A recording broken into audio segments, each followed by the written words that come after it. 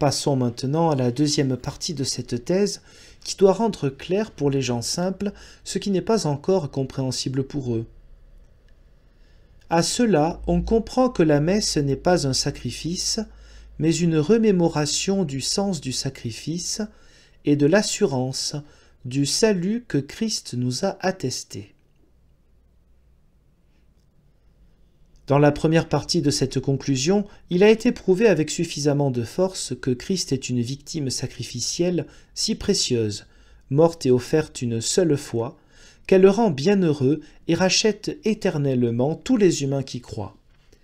Aussi, les papistes n'ont-ils pas lieu de crier comme c'est leur habitude « Ô braves chrétiens, voyez à quoi ces gens s'emploient. Ils veulent nous réduire à rien notre cher Seigneur, le corps de Christ, et nous dérober, à nous pauvres humains, la nourriture céleste. » C'est pourquoi je veux, si Dieu le veut, montrer brièvement comment la criaillerie mentionnée ci-dessus est infâme. Dites-moi, qui a l'intention de priver le peuple chrétien du corps de Christ? Si je dis Christ ne pouvait être offert en sacrifice qu'une seule fois, et si je le prouve par tant de passages de l'Écriture que tu ne peux pas contester un seul point, ai-je donc dit Christ n'est rien, ou le sacrement de l'autel n'est rien? Vois comment tu tailles un autre manteau à ta cupidité, afin de détourner le simple peuple de la vérité par l'usage de la déraison. Ils méprisent et bafouent la dépouille et le sang de Christ, qu'ils n'utilisent pas comme Christ le leur a institué et ordonné. Mais ils ont changé le nom des saints corps et sang de Christ et réduit à un seul l'usage des deux éléments. Car ce qui est un testament, un legs, une alliance et une remémoration, ils l'ont appelé sacrement ou sacrifice, deux désignations qui se contredisent. Car si le sacrement est un sacrifice, pourquoi le mariage ou l'extrême-onction ne sont-ils pas aussi des sacrifices? Car si ce corps est une victime sacrificielle, comme vous dites, pourquoi le désignez-vous sous le nom de sacrement? C'est pourquoi, pour l'amour de Dieu et de la vérité, écoutez l'interprétation que je ne veux pas prouver avec ma tête, mais avec les paroles de Christ et de Paul.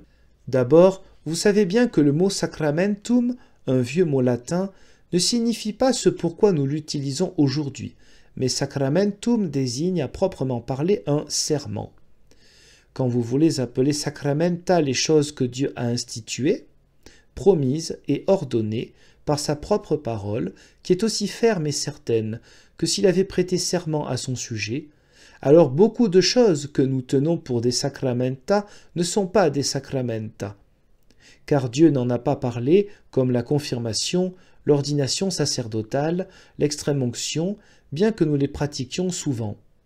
Il y aurait par contre aussi des sacramenta que nous ne tenons pas pour des sacramenta, comme les aumônes, car Dieu en a parlé. Ce qu'on fait en son nom pour le plus petit, il veut le considérer comme si cela était fait pour lui-même. Il ne peut pas en être autrement. Le bannissement peut aussi être un sacrement, car Christ a dit « Ce que la communauté lie sera aussi lié dans le ciel ». Cela ne peut pas manquer. Sous cette forme, ce devrait être des sacrements. Mais les théologiens ne prennent pas sacrement dans ce sens-là. Ils disent au contraire « Sacramentum est sacre rei signum ». Le sacrement est un signe d'une chose sacrée. Si le corps et sang de Christ sont donc les signes d'une chose sacrée, j'aimerais bien savoir ce que cela signifie, et s'ils ne font que signifier, comment peuvent-ils être une victime sacrificielle? Ou comment vous, théologiens, pouvez-vous souffrir que le corps et sang de Christ serait compris dans le terme de sacrement si le sacrement n'est qu'un signe des choses saintes? Et aussi pourquoi recherchez-vous si anxieusement comment la substance du pain est changée en substance du corps, etc. C'est la raison pour laquelle un enfant peut remarquer que vous n'expliquez pas correctement le mot sacrement. Oui, c'est un signe d'une chose sainte, car d'après votre enseignement, le corps et sang de Christ ne sont pas des signes, mais une offrande sacrificielle. Si c'est une offrande sacrificielle, comment peut-elle être un signe d'abord dans le Nouveau Testament? Vous comprenez que sacramentum, toutes les fois où vous avez utilisé ce mot à votre manière, signifie l'équivalent d'un secret sacré ou d'une chose secrètement sacrée.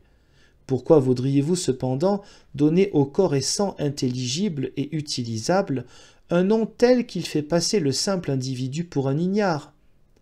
Pourquoi ne leur avez-vous pas laissé leur première désignation et ne les avez-vous pas appelés corps et sang de Christ, comme Christ lui-même et Paul les ont appelés? Vous dites, nous les appelons pourtant ainsi. Pourquoi avez-vous alors appelé cela un sacrement en recourant à un nom inconnu qui peut désigner aussi bien l'extrême-onction que le corps et sang de Christ? Tu dis, à quelle fin cette subtile subdivision du sacrement est-elle bonne? Réponse, en réalité à rien d'autre qu'à montrer que vous batifolez en ignares dans les sacrements, et avez aussi contraint le corps et sang de Christ à porter le nom de sacrement, bien que cela ne corresponde pas à votre définition, dans la mesure où vous considérez le sacrement comme une offrande sacrificielle. Le corps et sang de Christ sont en effet plus saints qu'on le donne à entendre en les appelant sacrements, comme vous le faites pour désigner le signe d'une chose sacrée.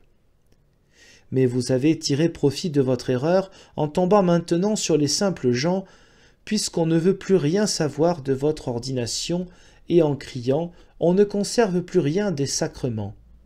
Ainsi, les simples gens deviennent intolérants et se plaignent qu'on rejette le corps et sang de Christ, le baptême, le mariage, le pardon des péchés, car ils ne savent pas ce que le sacrement signifie. C'est ainsi que vous avez voulu désigner un sacramentum, un signe ou sceau certain. Aussi puis-je bien tolérer que vous appeliez sacrement le corps et sang de Christ. Mais votre définition ou description ne peut pas admettre cette interprétation. Car dans ce cas, vous devriez laisser tomber votre ordination, votre confirmation, votre extrême-onction, qui ne peuvent pas être attestés par la parole de Dieu, sous la forme où vous les pratiquez.